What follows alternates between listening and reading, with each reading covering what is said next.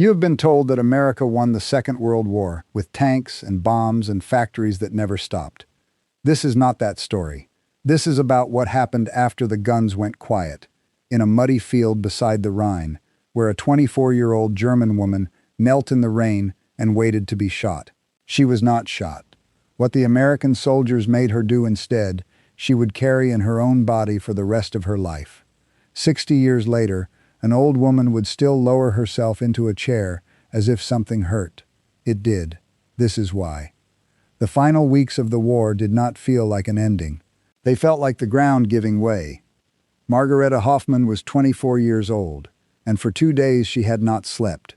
She was a signals auxiliary, a Nachrichtenhelferin, trained to sit at a switchboard and connect voices across a front that no longer existed. Now the switchboard was gone. The building that held it was gone. The town around it was a smear of brick dust and burning rafters, somewhere inside the great steel trap the Americans had drawn around the Ruhr. She had grown up believing that some things were certain, that the Reich was eternal, that surrender was worse than death. The radio had said it plainly, in that calm and confident voice. The Americans shot their prisoners. They handed the women to their soldiers. Better a bullet from your own hand than an hour in theirs. So when the shelling stopped, Grady did not feel relief. She felt the certainty of what was coming.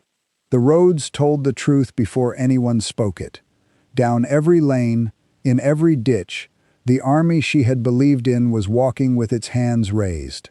Boys with their helmets gone, old men from the Volkssturm still clutching rifles they would never fire, officers who had torn the insignia from their collars, 300,000 men, more, folding out of the ruins with the slow, shuffling patience of the utterly defeated.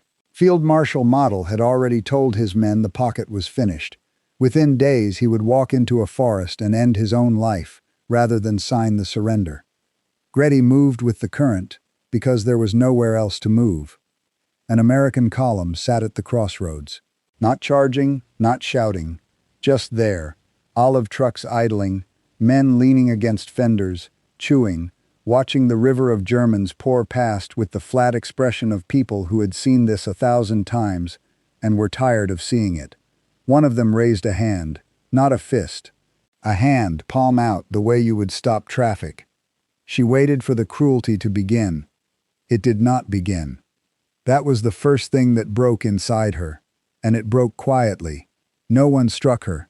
No one dragged her aside. A soldier glanced at the auxiliary flash on her sleeve, said something to another, and simply pointed down the road with 2 fingers. Keep walking. That was all. She had rehearsed her own death so many times in her mind that its absence felt almost like an insult. She had been ready to be a martyr. Instead, she was a number in a line.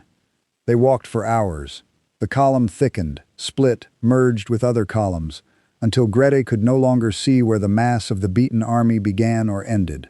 And near the river, the walls appeared. Not walls, wire. Acres of it. Coils of barbed wire staked out across open farmland, dividing the flat Rhine meadows into vast rectangular pens. And inside those pens, nothing. That was the horror of it. Not gallows, not dogs, just fields. Open ground under an open sky, and in that ground, tens of thousands of men, sitting. There were no barracks, there were no tents, there were no bunks, no blankets waiting, no warm smell of bread drifting from any kitchen. The Americans had captured more human beings than any plan had ever accounted for, and they had solved the arithmetic in the simplest way an army can. They had drawn a line of wire around a piece of Germany and put the German army inside it, and left it to sit on the earth. Grete was funneled through a gap in the fence into the women's section, a smaller pen along one edge. A soldier counted her with a click of a metal tally. The gate, a length of wire on a wooden frame, was pulled shut behind her. She looked for somewhere to sit down.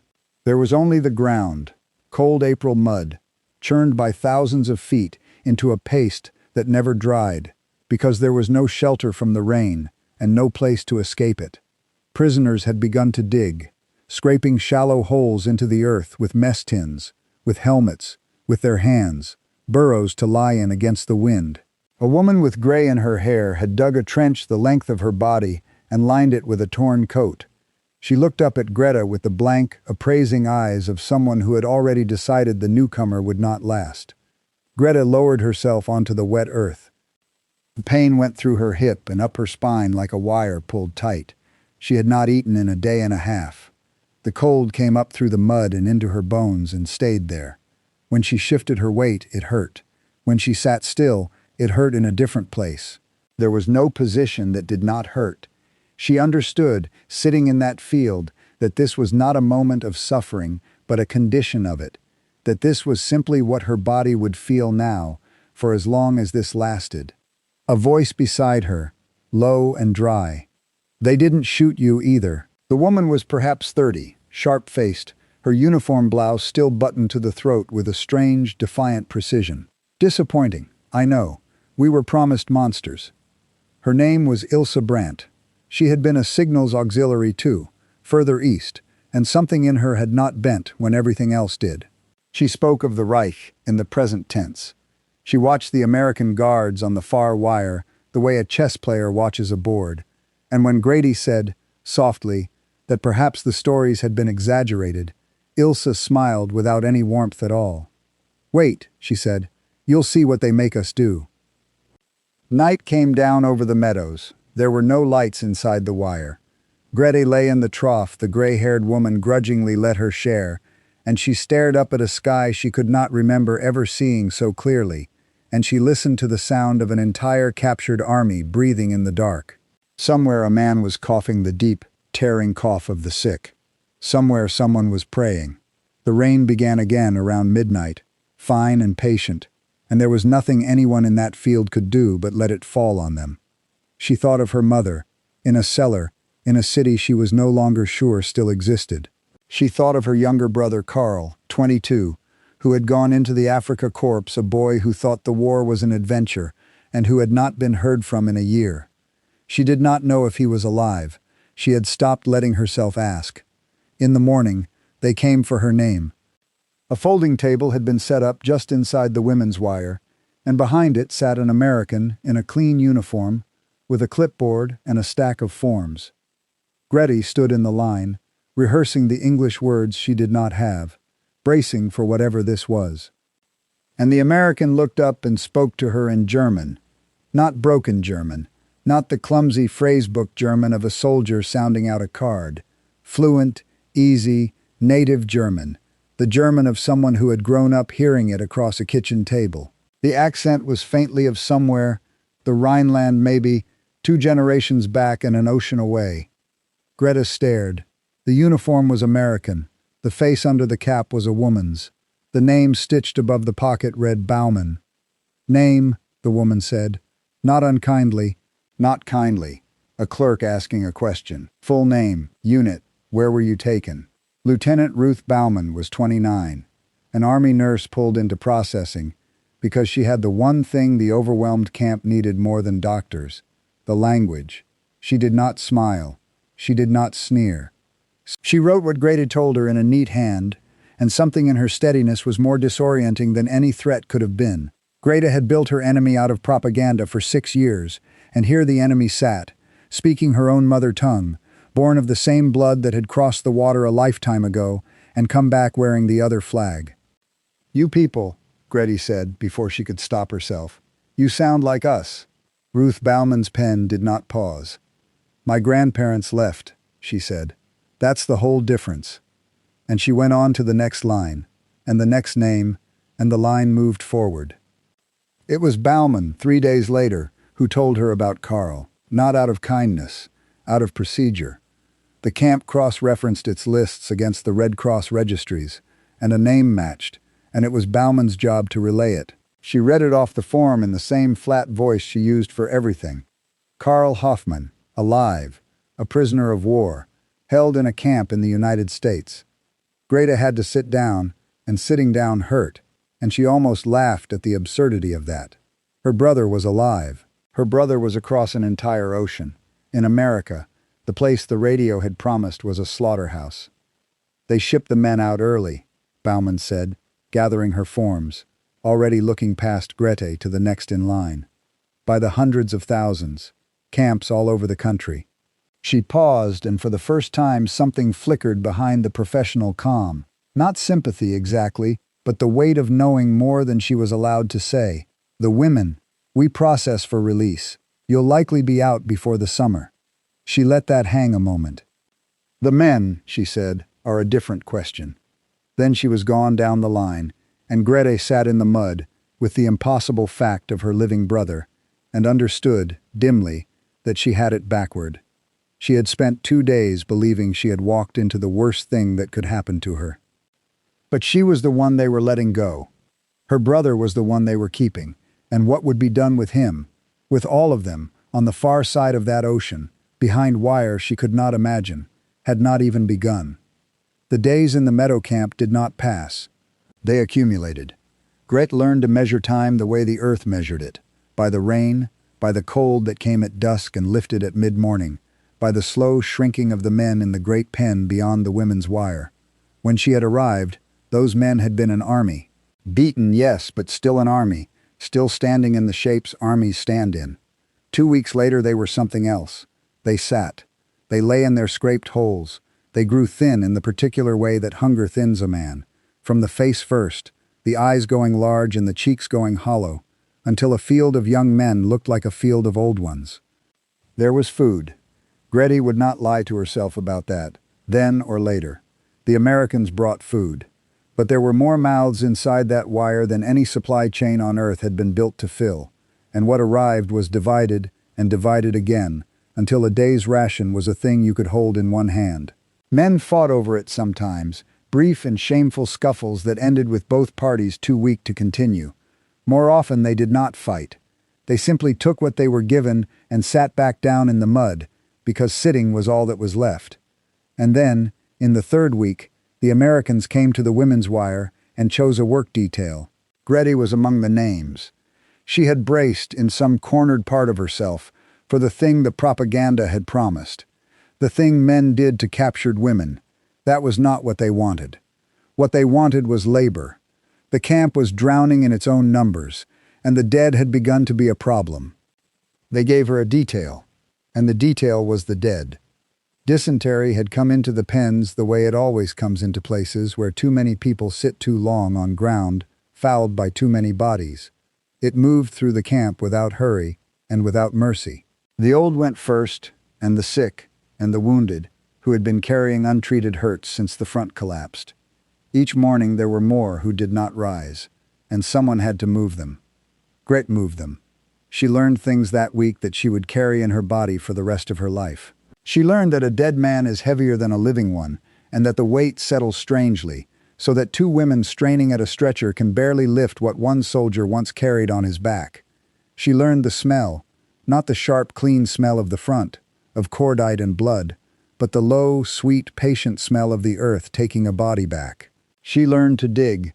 The burial trenches were long and shallow because the ground was hard and the workers were weak, and the guards stood at the edge with their rifles slung and their faces turned slightly away, because even they, the victors, did not want to watch this too closely.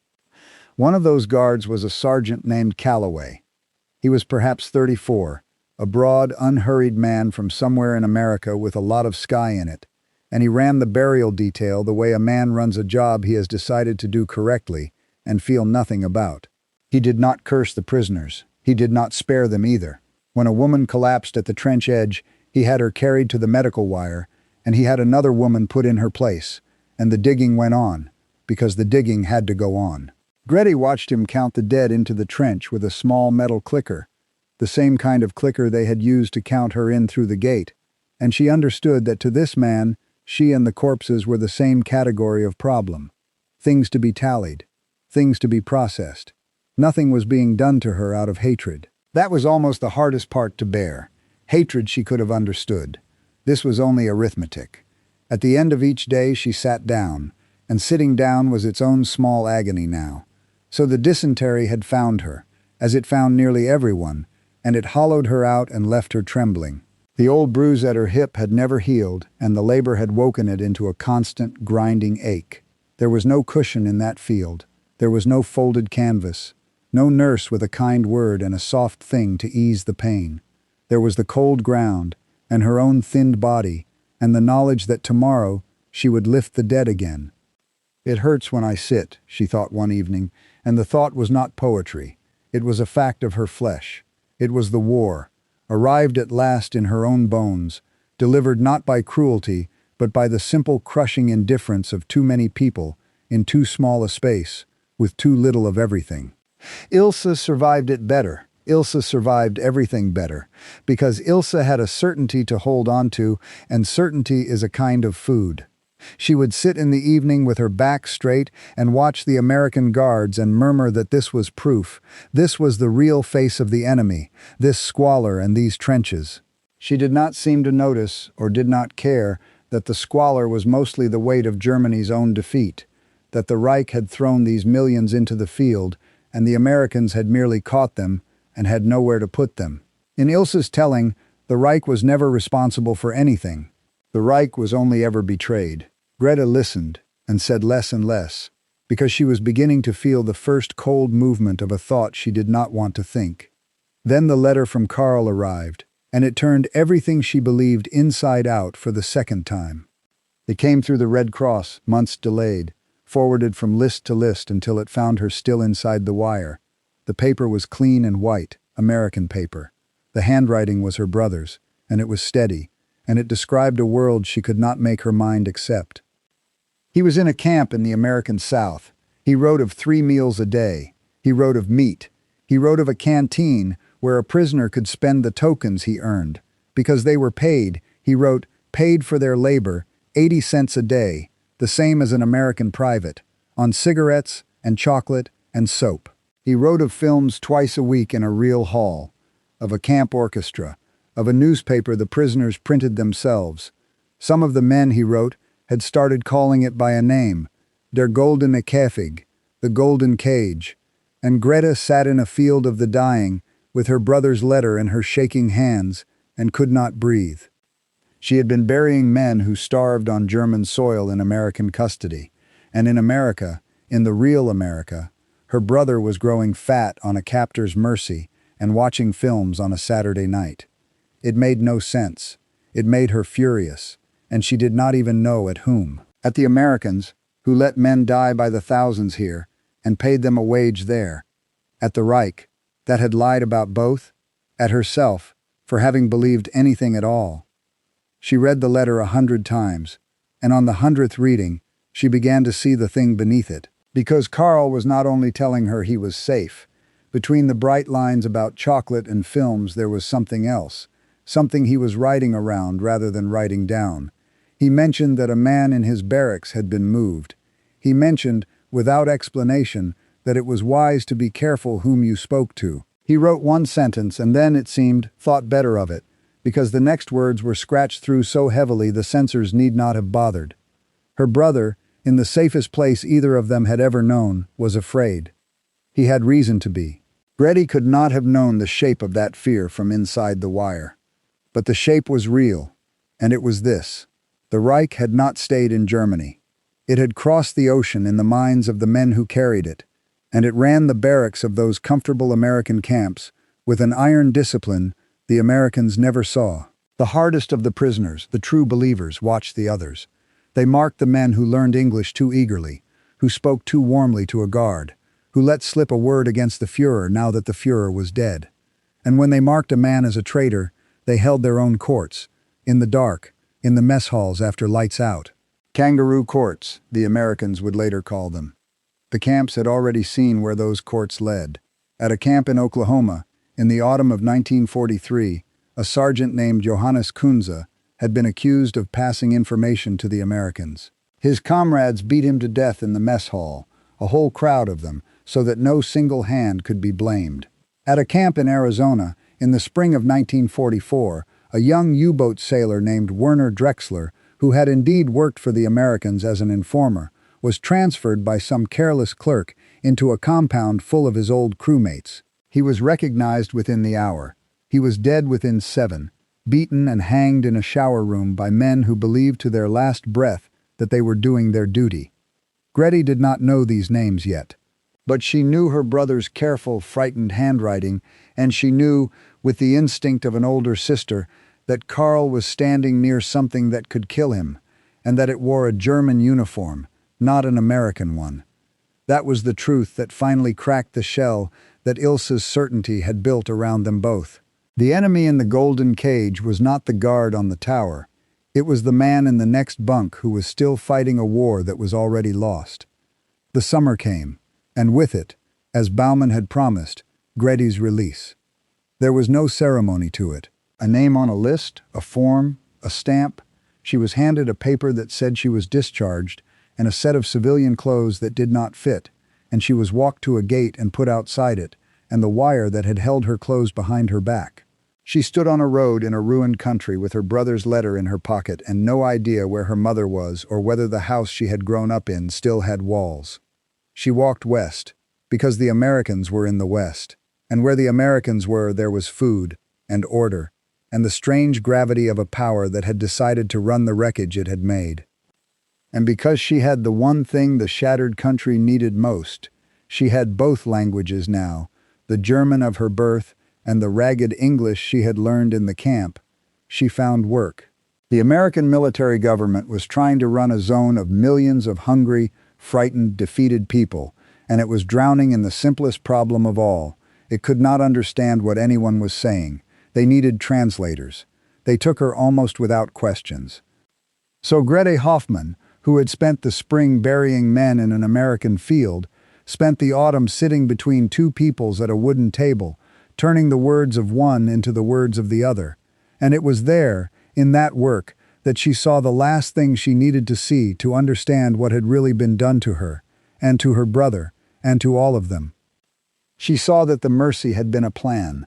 She had believed, in her simpler moments, that the kindness in the American camps, the food, the pay, the films, the golden cage, was just what these people were like, that they were soft or good in some way her own country had never been. But sitting at the translator's table, listening to the officers of the military government talk among themselves as though she were furniture, she learned the truth was colder and stranger than that. There had been a program, a secret one. While her brother watched films in his southern camp, the American War Department had been running something they called, among themselves, the Idea Factory, a hidden project to reach into the minds of the German prisoners and remake them. They had gathered the anti-Nazi prisoners, the ones who could be trusted, into special camps in a quiet corner of the American Northeast. They had printed a newspaper, Der Ruf, The Call, written by Germans for Germans, and slipped it into hundreds of camps across the country. They had run schools in democracy, courses in a new way of thinking, all of it aimed at a single target, to send these men home not as defeated enemies but as seeds of a Germany that would never do this again. The kindness, Greta understood, had a purpose. The chocolate and the films and the 80 cents a day were not innocents. They were the soft edge of an instrument. A nation that has decided to remake its enemy does not begin with the whip. It begins with a full stomach and a warm hall and a newspaper that tells you, gently, that there might be another way to be a man. And here was the part that stayed with her longest, the part she would turn over for years. It had mostly failed. The Idea Factory was clever and well-meaning, and it broke itself, again and again, against the same rock, the iron discipline of the true believers in the camps. You cannot teach democracy to a man in a barracks where speaking against the Führer can still get you hanged in a shower room. The kangaroo courts had cut the program off at the knees. All that American cleverness, all that mercy with a purpose behind it. And the thing it could not overcome was the thing Germany had built into its own sons. Grete sat at her translator's table and thought about that, and thought about Ilsa, still somewhere out there with her back straight and her certainty intact, and thought about her own 6 years of not asking questions. Because that was the reckoning she could no longer put off. All through the war she had told herself she was only a girl at a switchboard, that she had connected voices, nothing more, that she had not chosen any of it. It was the same thing Ilsa said, in a different key, that the Reich was betrayed, that ordinary people bore no weight, that the hands were always someone else's hands. But she had buried the men that Reich had thrown into the field, and she had held her brother's frightened letter, and she was beginning to understand that she could not stand cleanly outside any of it. Not yet the whole shape of it. Just the first cold edge, that not asking had been a choice, and she had made it, for 6 long years, because it was easier. Autumn deepened. The occupation ground on. And one evening an American officer at the table, gathering his papers, mentioned in passing the thing that would become the last blow, the one that fell in the final act of Gretche's war. He mentioned that the prisoners in America were not in fact going home. Not yet. Not for a long time.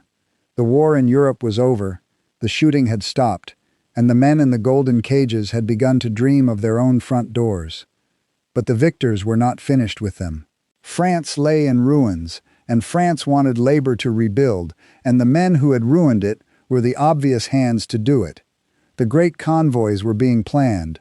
The prisoners would be shipped, not east to Germany, but back across the ocean to Europe, and handed to the French, to work, to clear rubble, to fill mines, to rebuild the country their army had broken. For months, for years, no one yet knew how long. Gretche sat very still at the table. Her brother had survived Africa. He had survived capture. He had survived the golden cage, and the men in the next bunk who held their courts in the dark. And now, when he had let himself believe the worst was behind him, when he had counted his tokens and dreamed of home, the Americans he had learned to trust were going to put him on a ship and give him to France. The war had a way, she was learning, of never quite letting you reach the door. There was always one more corridor, one more thing the victors required, one more thing they would make you do before they let you sit down at last. She folded the officer's papers. She translated the next German voice into English, and the next English voice into German, and she said nothing. But she thought of Karl, and of a ship, and of a country full of rubble waiting to be lifted by German hands. And she understood that his war, like hers, was not over. It had only found a new shape. The convoys sailed that winter, and Karl Hoffmann was on one of them. Greta never saw him go. She learned of it the way she learned everything now, second-hand, months late, a name moving through the lists that crossed her translator's table. The men of the golden cages were coming back across the ocean at last, but not to the front doors they had dreamed of. The ships did not turn toward Germany, they turned toward France. She tried to picture it, and could. Her brother at a deck rail in the gray Atlantic wind, watching a coastline rise, letting himself believe for one foolish hour that it was the coastline of home, and then the order to disembark, and the trucks waiting, and the slow understanding spreading through the ranks that this was not release. This was transfer. They had been sold, in effect, from one victor to another. Hundreds of thousands of German prisoners handed by the Americans to the French, to rebuild by hand the country their army had spent 4 years destroying. The French had their reasons. Their nation was rubble. A generation of their own men was dead, or maimed, or only just crawling home from German camps of their own. They looked at the endless columns of captured Germans and saw the obvious arithmetic. The hands that broke it can lift it again. And so the men went into the mines, into the quarries, into the fields sown with mines of a different kind, clearing the wreckage of a war they had helped to make. It was hard labor, and for many of the men it was harder than anything the golden cage had prepared them for. Some of the French camps were decent, some were not. The prisoners who had grown soft on American chocolate and Saturday films found themselves thin again and cold again and worked to the edge again, and this time there was no canteen and no orchestra and no newspaper printed by their own hands. There was only the rubble and the years, stretching ahead of them with no clear end. Karl was in France for the better part of 3 years. Gretche pieced his war together slowly, long after, from the little he would ever say of it. She learned that in the American camp he had stood, for a time, near the edge of the thing that killed men like Kunze and Drexler. He had not been one of the hard ones. He did not have the iron in him, but he had been young and frightened and surrounded, and when the true believers held their courts in the dark, he had done what frightened young men do. He had stayed quiet. He had not spoken against them. He had watched a man in his own barracks be marked, and he had looked at the floor, and he had been grateful, in the shameful privacy of his own heart, that the mark was not on him. He was lucky. The mark never fell on Karl, but he carried, ever after, the memory of the times he had looked at the floor. And here the world outside the wire caught up with the world inside it, and the reckoning that the American camps had been building toward finally arrived. For the men who had held those courts, who had beaten and hanged their comrades in the name of a Reich already dead, the United States had not looked away. The Army had investigated. It had gathered evidence in the patient, methodical way of a nation that believed even its enemies were owed a trial, and it had prosecuted. In the summer of 1945, in the Great Stone Prison at Fort Leavenworth in Kansas, the sentences were carried out. For the killing of Johannes Kunze in Oklahoma, 5 German prisoners went to the gallows on the 10th of July. For the killing of Horst Gunther in South Carolina, 2 more were hanged on the 14th of July. And for the killing of Werner Drexler in Arizona, 7 more were hanged on the 25th of August. The trap sprung 1 man at a time through the small hours of the morning until the last of them was gone. The night often remembered as the last mass execution in American history. 14 German soldiers in all were put to death on American soil for murdering their own. The first 5 sentences had been confirmed by President Roosevelt in October 1944, months before his death, and held back until the European war was over for fear the Reich would take revenge on Allied prisoners. The rest fell to Harry Truman, who in those same weeks was weighing whether to use the atomic bomb, and who let all but one of the sentences stand. Gretty would read those numbers, years later, in a newspaper. 14 men. She would think of the shower room in Arizona, and the mess hall in Oklahoma, and she would think of her brother looking at the floor, and she would understand how thin the line had been. Carl had not swung a fist, but he had been in the room, in his own way, in 100 smaller rooms. The distance between the men on that gallows and her frightened brother was not a distance of innocence. It was a distance of luck, and of nerve, and of how many times a man happens to be asked to choose.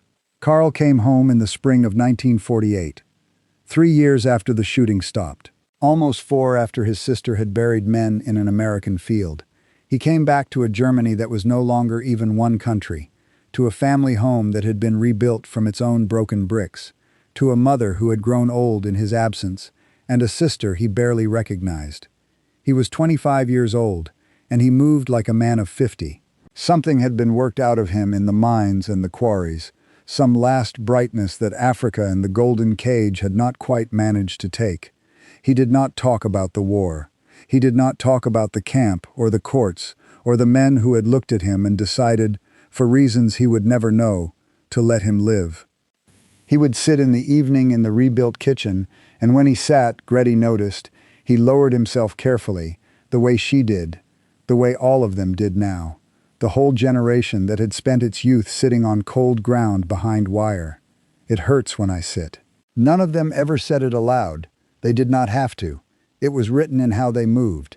And in the years that followed, as the ruined country slowly stood back up, Gretty watched the story of what had happened to them begin to be told, and she watched it be told wrong.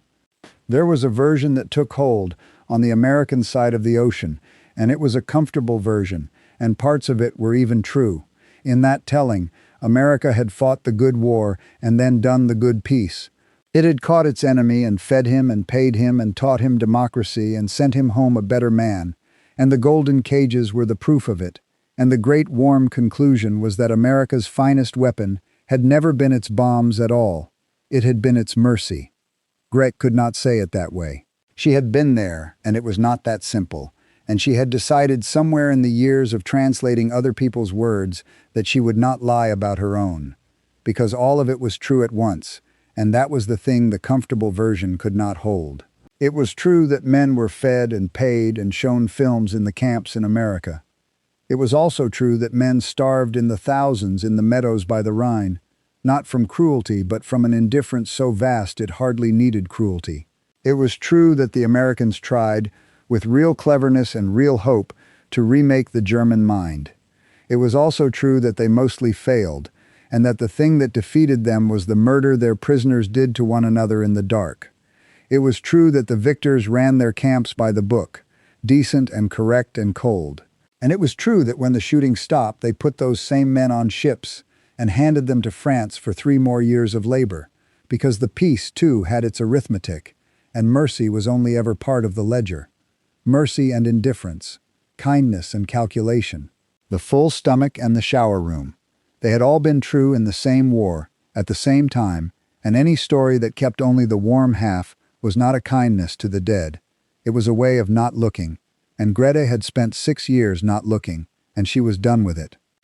That was the last thing the war taught her, and it was the hardest, because it turned the same cold eye back on herself. She could not stand outside it and point at the guards on the tower, or the officers who signed the transfer orders, or even the men who held the courts. She had worn the uniform. She had connected the voices. For 6 years she had sat at her switchboard and not asked what the orders passing through her hands were ordering done, because not asking was easier, and she had wanted it to be easier. The Reich had needed millions of people exactly like her, dutiful, quiet, unwilling to look, and she had been one of them, and no American blanket or wage or newspaper printed in a golden cage could wash that clean. It was not a crime you could hang a person for. It was something smaller and far more common. It was the complicity of the ones who simply did not look, and it was the reason a country full of ordinary, decent people had been able to do what it did. She lived a long life. She raised no monument to any of it. When she was old, and the men who had run the camps and signed the orders were mostly gone, a young person asked her once whether it had been hard to forgive the Americans for the field by the Rhine, and for the ships to France, and for all the cold arithmetic of the peace.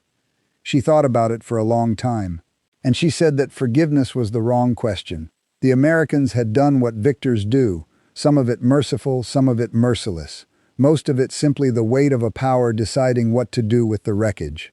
That was not hers to forgive or refuse. The harder thing, she said, was what she owed.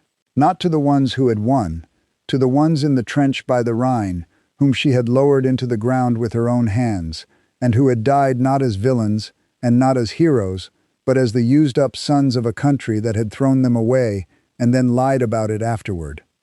She had promised them only one thing, down in that field, though they were past hearing it, that she would remember it the way it was, and that she would never again look at the floor.